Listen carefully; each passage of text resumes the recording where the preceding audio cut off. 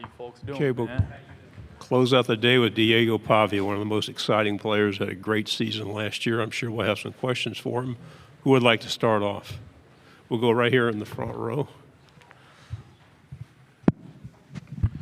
Dick Cox with Lindy Sports and Cox Sports Broadcasting. You had a great first year playing in the SEC. What did you learn from that? Did you think you can build on for even a better season this year? Yeah, I think last year I kind of got banged up at the Kentucky game. And so just maybe, being in the training room more, that's something that I worked on in this offseason, just make sure my body's prepared. Because after that game, my production kind of fell off. And I got to be there for my teammates, and so they'll expect a lot out of me this year. And, we can't wait for this great season. Right side, second row.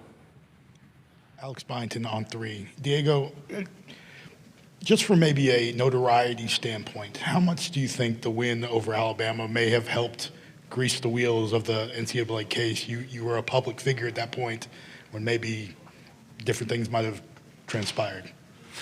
Well, I think the win over Alabama was big from a Vanderbilt standpoint of just allowing us to go get talent, and then it eventually helped us go to a bowl game. Each one of those 6 wins was important, but that one in particular, obviously they're the #1 ranked team in the country, but when it comes down to it, every win was important, and I think that one was because we finally got people to believe kind of in Vanderbilt football.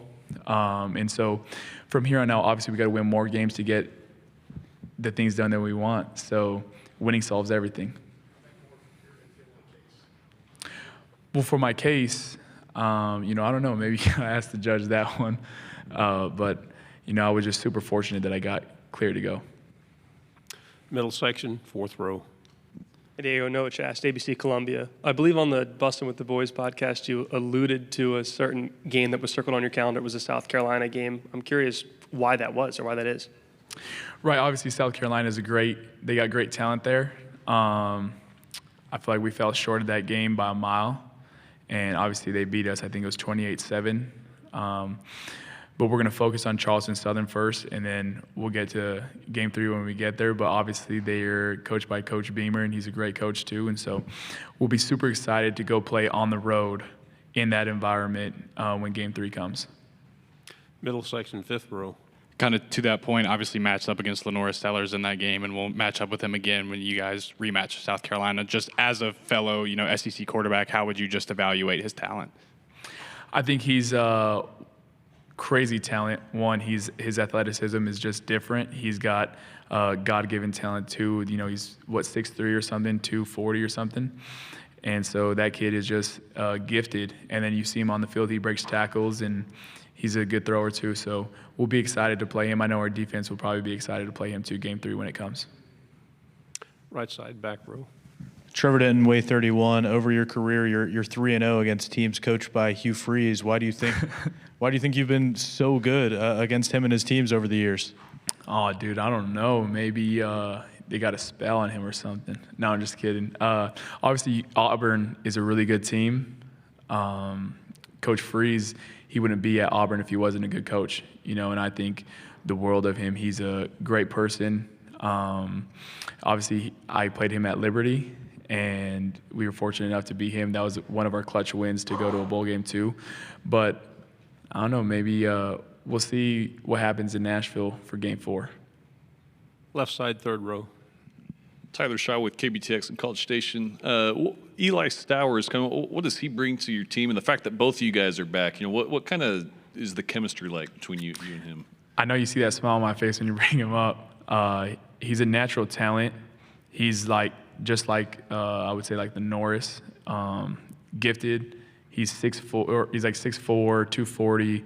Power cleans 365. On Pro Day, he's gonna run a 4.4. He's gonna jump a 44-inch vertical. He's just so naturally gifted. And then what makes him the best tight end in the country is that he's played quarterback before, so he knows the openings, he knows where to sit, he knows what's open, he knows what he gets a pre-snap read. He's just an all-around player, and then off the field, he's just one of the best persons I've ever met in my life. Middle section, third row. Yeah, Jeff Howe on Texas football. Diego, the Texas game last year was one of those close losses that you guys had. Just your memories of what you remember about that game. Any thoughts on Texas? And then I know it's down the road on the schedule, but just looking forward to the return match in Austin this year. Yeah, as a quarterback, I feel like I put the blame on myself for every loss that we have, but most importantly, Texas. That's where 2 of my interceptions came by tip balls, and so I need to get better. I need to find those throwing lanes, and we score on one of those, then it flips. So I just got to be better in my craft, in what I do, and we go into Austin this year, so it'll be a super exciting environment. Left side, second row. Hey, Diego. Jacques Doucet, WAFB Baton Rouge. LSU game last year, you hit him for a deep pass early, close game. What are your memories of that game, and then LSU coming to Nashville this year? LSU will always be good. I remember we took that 7-0 lead, and we kind of just fell off from there. We were kind of banged up. I was banged up that game, and same thing, I need to go in healthy, and I feel like I'm a better player when I'm fully healthy 100%. And so, I hope when they come to Nashville that I'm 100%. Front row again. What are your thoughts on the stand you took with far as eligibility? Has changed the landscape of college football, but has given so many junior college players now the hope of getting a chance to play and play extra, though. What are your thoughts on that? Well, I feel like I have good thoughts about that. I have a lot of teammates, ex-teammates from New Mexico Military Institute that I played with who, text me like, hey, man, thank you, and so a lot of people reach out and tell me thank you, and so it wasn't really me, it was my lawyer who did it, so he got the job done, and I'm super excited for those guys because they get another opportunity. Middle section, last row. Kind of to that point of hearing from other players who had a similar situation to yourself, South Carolina running back Rasul Faison is in a similar situation. I was wondering if he has maybe reached out to you, if you guys have had a conversation at all. No, he hasn't reached out, but he played at in the same conference as I did, right? What did he play at, like Blinn or something? Yeah, and he's a great talent too. I remember scouting for him. I don't remember his name exactly on the paper, but I remember scouting for him. Right side, third row. Carlo Brown, WCBI TV in Columbus, Mississippi. Diego, as a avid Buzzing with the Boys watcher myself, I saw you on the podcast, so I just want to ask about that experience with Taylor and Will. Yeah, I had a good experience with those guys. Obviously, there's some nut jobs for sure. That's everyone on the podcast. You got to have some humor to you. And same thing with Theo Vaughn. That's my guy, and he's a really cool person.